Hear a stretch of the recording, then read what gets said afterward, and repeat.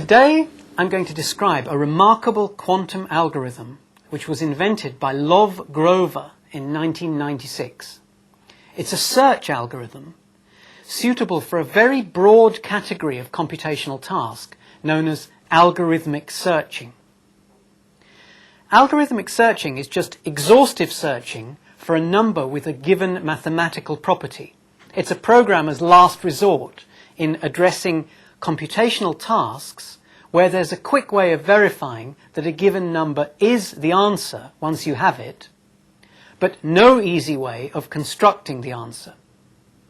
In other words, the task is, we're given a criterion for whether a number is the answer or not, and we're given it in the form of an algorithm f that delivers an output +1 or -1, where -1 means that the input meets the criterion and +1 that it doesn't. And we have to find a value t, the target value, such that f of t equals -1. Suppose there are n possible values that have to be searched. And suppose for simplicity that n is exactly 2 to the l for some integer l, so that we can encode each possible value uniquely in a register of l qubits. By the way, note that the conventional representation for binary numbers stored in qubits is that the eigenvalue +1 state represents the binary digit 0 and the -1 state represents the digit 1. Anyway, suppose that there's exactly one value that meets the criterion in the range that we want to search. That's the target value t with f of t equals -1. For all other values x not equal to t, f of x equals +1. And we're given a classical reversible algorithm for evaluating f on an arbitrary L-bit input. Like last time, we're given this in the form of an oracle. It's some sort of computer operating coherently on a certain number of qubits that we can give it as input and then get out again after a fixed period. But we're not allowed to look inside it. Now that models the fact that we're only doing this search in the first place because we've exhausted all ways of simplifying the problem analytically. And we're looking for an exhaustive search algorithm, one that doesn't depend on our knowing anything about the structure of the function f. So, the oracle computes f on an L-bit input and gives us a 1-bit output, whether it meets the criterion or not. But again, because of reversibility, it must actually have the same number of outputs as inputs, so it must operate something like this. For inputs x and y, where x can take one of 2 to the l values and y can take one of 2 values, plus and minus 1, it gives an output x and y f of x. So the oracle as a whole operates on l plus 1 qubits. And it may also contain an unknown number of internal qubits that we never see. How many evaluations of f, how many invocations of the oracle are we going to need to find the unique value of t such that f of t equals -1? Well, by a similar argument to last time, it's clear that we may need to invoke the oracle as many as n-1 times. It's n-1 rather than n because if the conditions of the task say that there's exactly one value meeting the criterion, and we've checked all but one of the possible values, then we know that the answer is the remaining value. But that's the only break we get. We could check the values randomly, and then on average we'd probably need about n/2 oracle invocations, probably. Using quantum computation, in which the oracle receives different inputs in different universes, we can do a great deal better than that. And that's what Grover's algorithm does. Grover's algorithm uses three simple subroutines, so I'll describe those separately first and then put them together. The first subroutine involves the Hadamard gate that I introduced last time. It consists of applying a Hadamard gate to each of L qubits.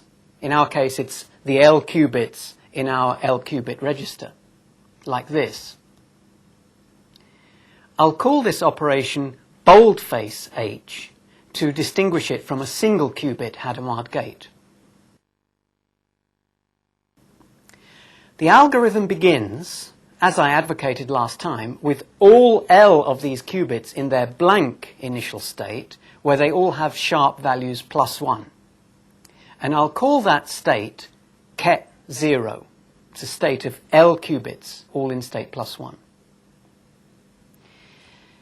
The effect of H on the blank state is H on plus, plus, plus, and so on, which equals 1 over root 2 to the L times ket plus plus ket minus times ket plus plus ket minus, and so on, L factors in the tensor product. This state of the L qubits plays an important role in the analysis of this algorithm, so let me give it a name, mu. So H acting on ket 0 equals ket mu. And since the Hadamard gate is its own inverse, it must also be true that H acting on ket mu equals ket 0. If we multiply out mu, we see that it consists of a superposition of states with all n, or 2 to the L, possible sequences of plus and minus values, representing the 2 to the L possible values of x. Hence, if ket x is any computation basis state, the scalar product of x with mu is 1 over root n. Okay, the next subroutine involves the oracle, with its L qubits to hold the argument of f and its one auxiliary qubit. I'll call this the marking subroutine, M. You'll see why in a moment. It starts with the auxiliary bit being put through a NOT gate and then a Hadamard gate. That's just to prepare it in the state 1 over root 2 ket plus minus ket minus.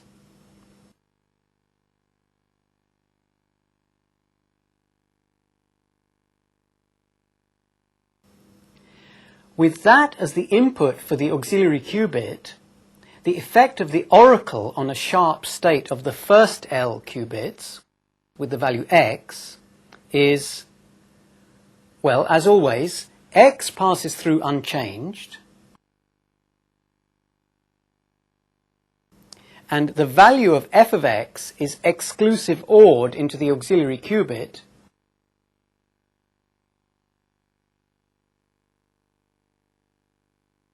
which in this case just multiplies the overall state by f of x.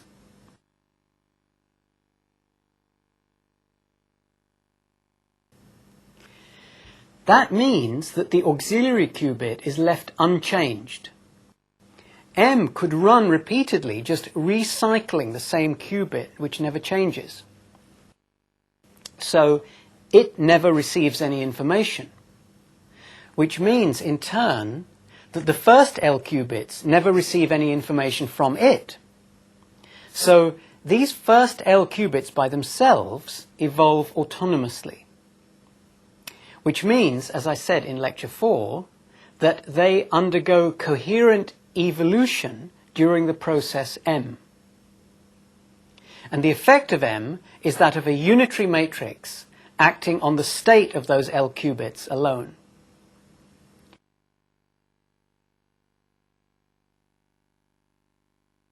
So we don't have to mention the auxiliary qubit explicitly when we analyze algorithms involving M, just as we don't explicitly mention the unseen qubits in the oracle when it computes f.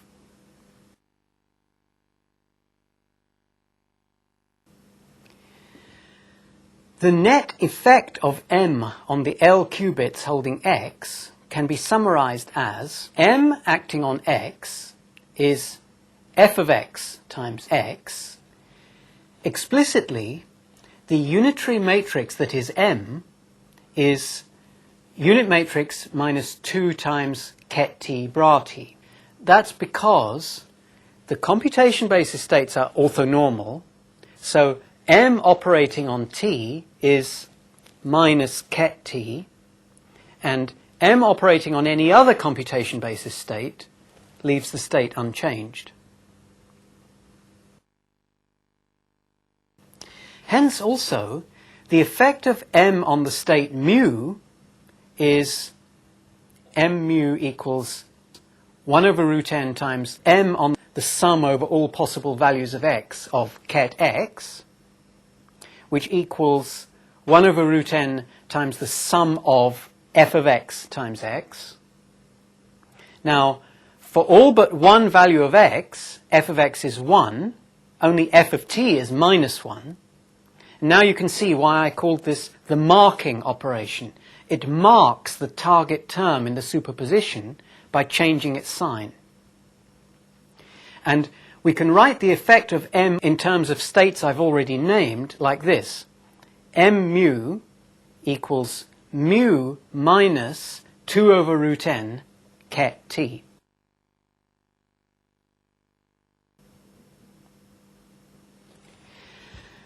The third subroutine, which I'll call B, is just marking the blank state.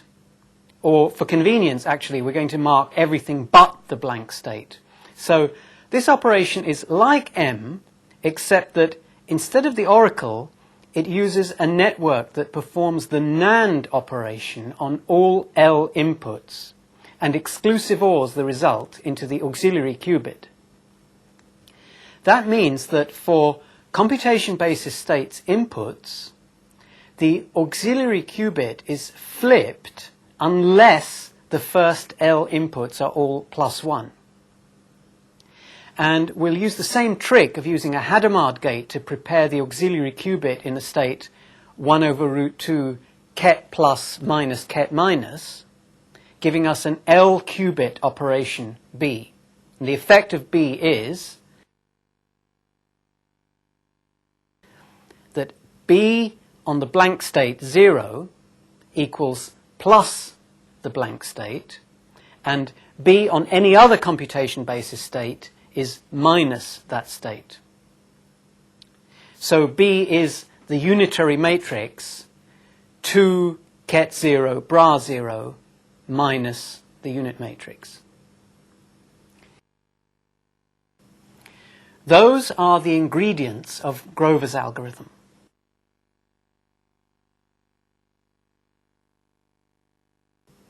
All of them are operations on L qubits.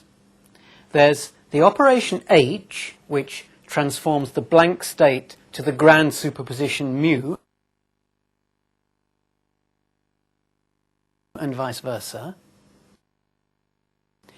M, which marks the target state, and B, which marks all computation basis states except the blank state.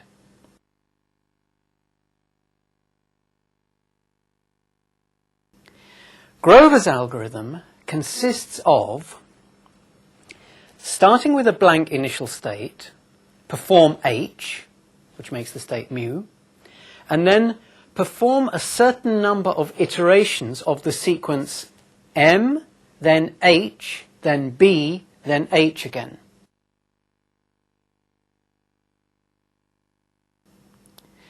So the net effect of such an iteration, called the Grover iteration, on an arbitrary state is given by the unitary matrix HBHM. They're in reverse order to the order they're performed in because it's the rightmost factor that hits the ket first.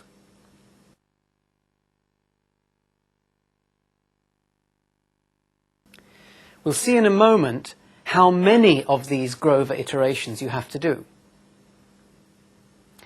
That's it. Now, what does all that do, and why does it work? There's a beautiful geometric interpretation of what it's doing.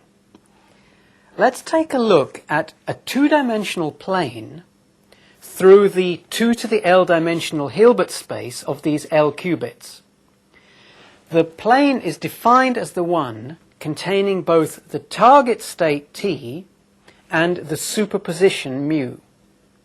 Now, T and mu are very nearly orthogonal for large n, but never quite orthogonal. Their scalar product is 1 over root n.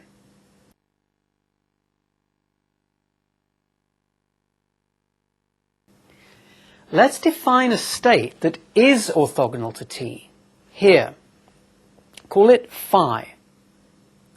And now consider a family of states all lying in this plane.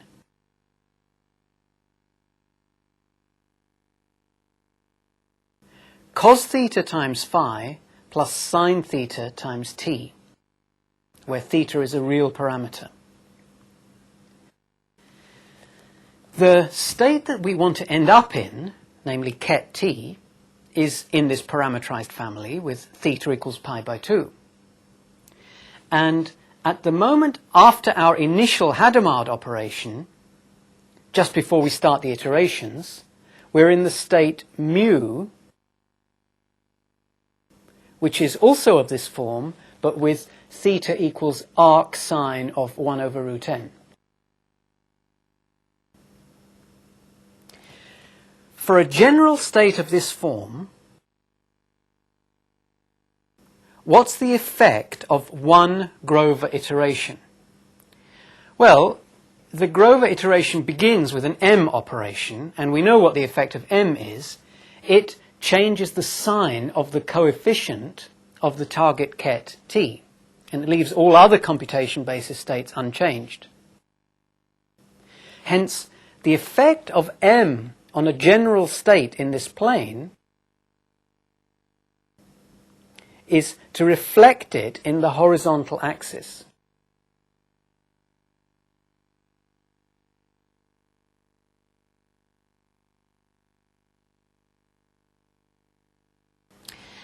After M, we do HBH. And we can simplify that if we just substitute what H and B are as unitary matrices. We get HBH equals 2 ket mu bra mu minus 1, which has no effect on the state mu, but changes the sign of any state perpendicular to mu.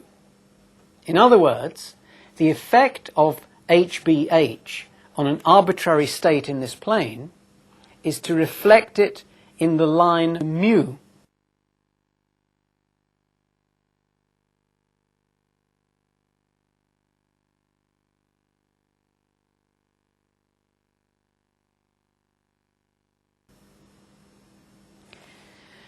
The product of these two reflections, namely the Grover iteration as a whole, is a rotation.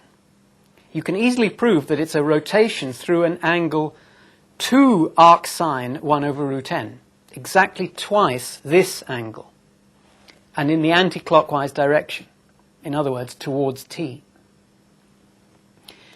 So each Grover iteration rotates the state a little closer to our target.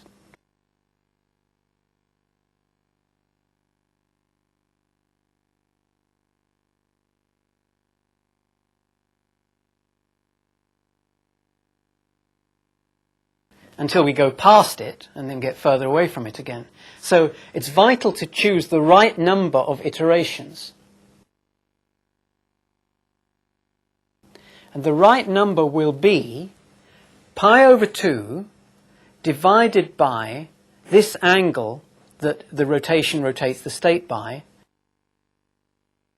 except that because we start the rotation at half that angle away from the horizontal, that means that the state will be closest to the target t after the integer part of that number of operations, namely floor of pi over 4 arcsine 1 over root n. Roughly speaking, that's a constant times the square root of n. So, Grover's algorithm completes its search using about the square root of the number of oracle calls required using classical computation. That's a tremendous saving. You can search 1,000,000 possibilities in only about 1,000 iterations, 1,000,000,000,000 possibilities in only 1,000,000 iterations. Now, just a small detail, the state at the end won't have exactly hit the target state, except when n equals 4, by the way. You might like to check that interesting special case where a single oracle call is actually enough to do the whole search. But for all other values, the output of Grover's algorithm is not a computation basis state at all. It's a state of the L qubits that's close to, but not equal to, the target state. Does that matter? It doesn't, because, well, suppose Grover's algorithm delivers a state cos epsilon times t plus sine epsilon times phi. Well, from the argument I've just given, we can expect epsilon to be less than about 1 over root n, which is very small. Well, suppose we then measure the output value of the L qubits and check whether it's correct, whether it's the value such that f of t equals -1. We can do that very easily by using the oracle one more time, this time with the auxiliary qubit initially blank, with the sharp value +1, like this.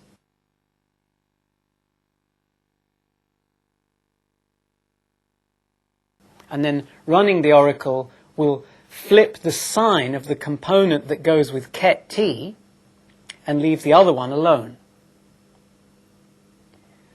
What is then the expectation value of the z component of that auxiliary qubit?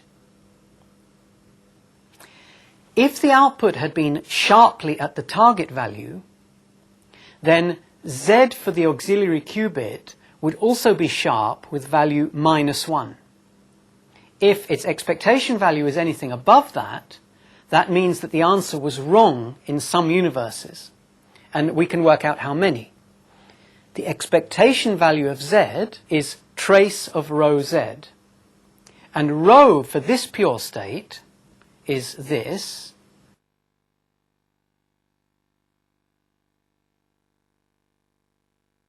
The expectation value of z is this.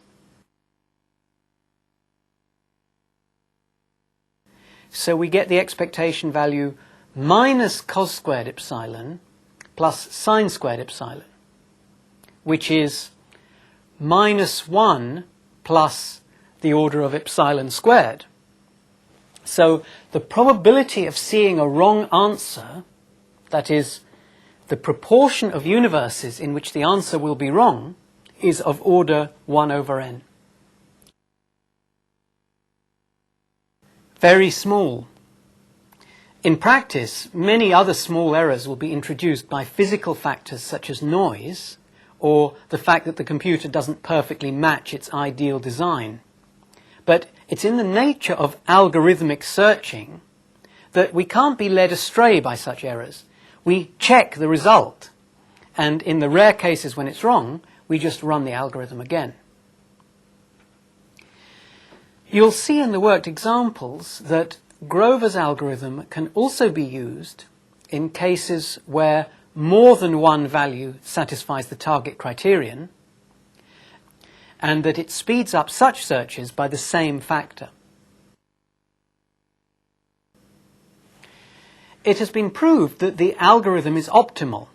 That is, no algorithm, quantum or classical, can ever do an exhaustive algorithmic search faster than Grover's. Though bear in mind that the proof of this applies only to the oracle version of the searching task, which is an idealization. In real-life algorithmic searches, we often do know something about the structure of the function we're investigating, and this knowledge can be used to speed up searching. The possibility is still open that in some cases it speeds up quantum searching by more than classical searching. In other cases, though, it offsets the benefit of quantum searching altogether. I once mentioned in a popular article about quantum computers that one day Grover's algorithm will be used to make super powerful chess-playing machines.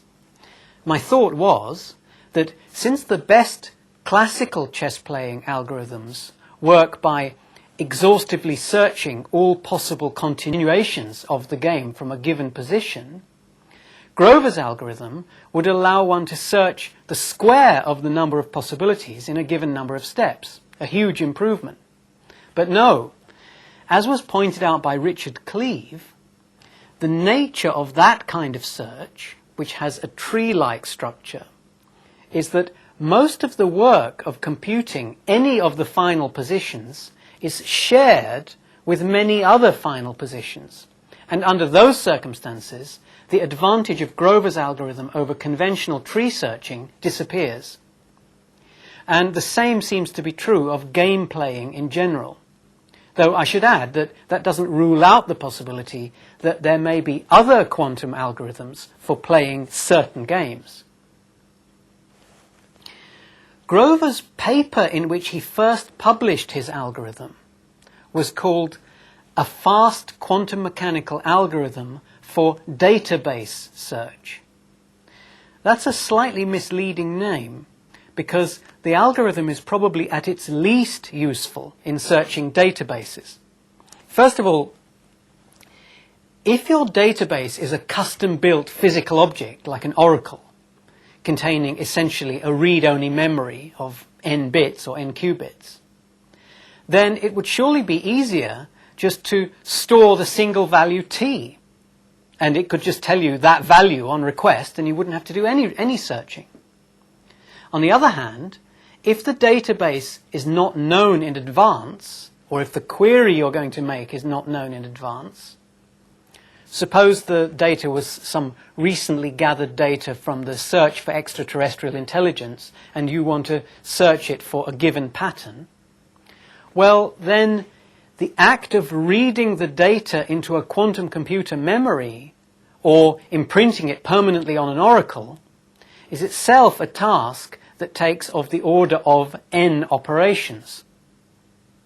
So Grover's algorithm would only speed up database searching by perhaps a constant factor, and even that factor might be swamped by the extra technological difficulty of doing coherent quantum computations as opposed to incoherent classical ones. Or it might not. But in any case, once there are quantum computers, Grover's algorithm will be unrivaled when it comes to algorithmic searching, which includes a wide variety of very important tasks.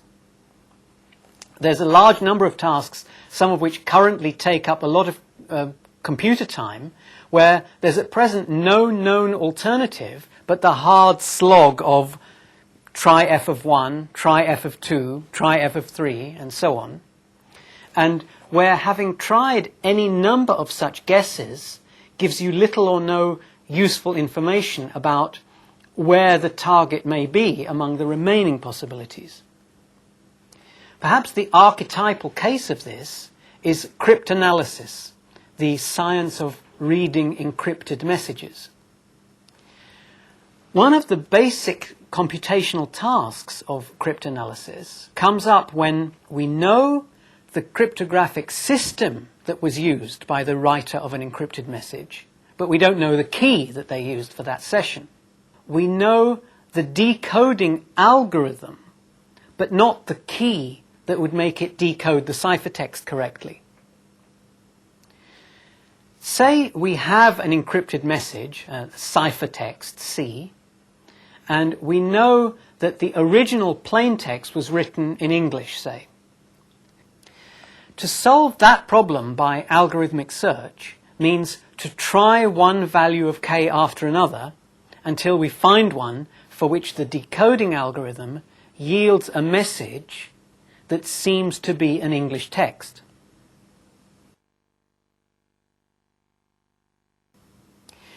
More generally, the problems for which algorithmic search is useful are in the complexity class called NP, basically problems where it's easy to recognize a solution once you have it.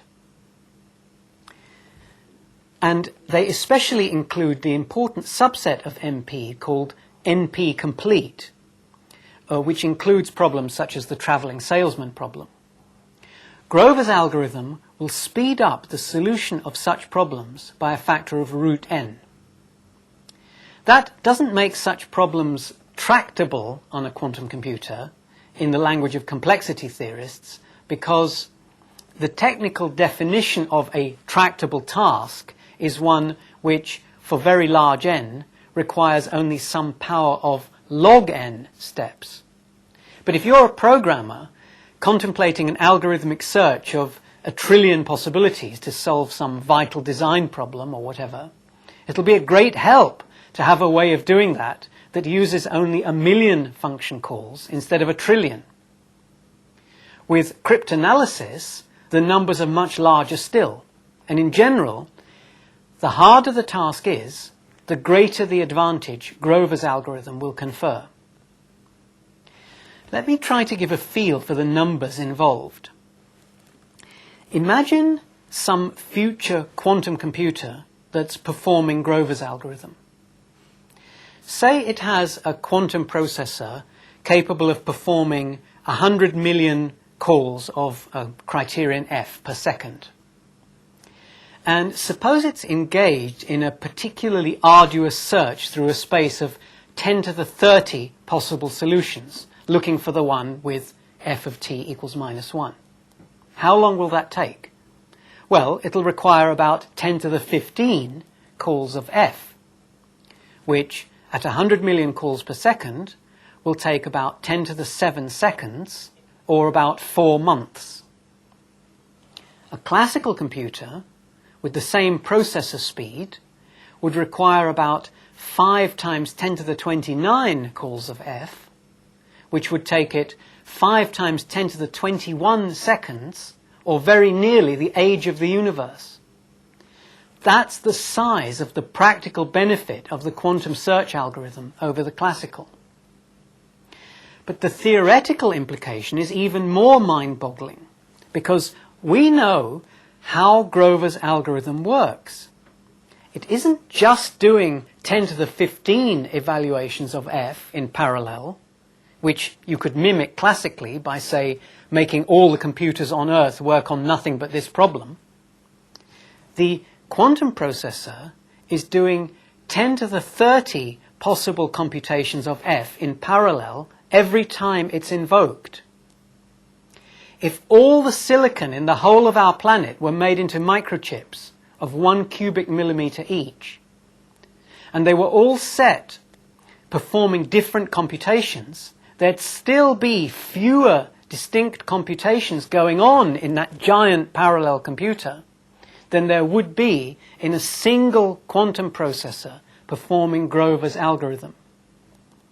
That's a measure of the complexity of structure and process that exists in ordinary matter just beyond our perception, because quantum processes are, of course, going on all the time, everywhere. In a quantum computer, some small part of that complexity is put to good use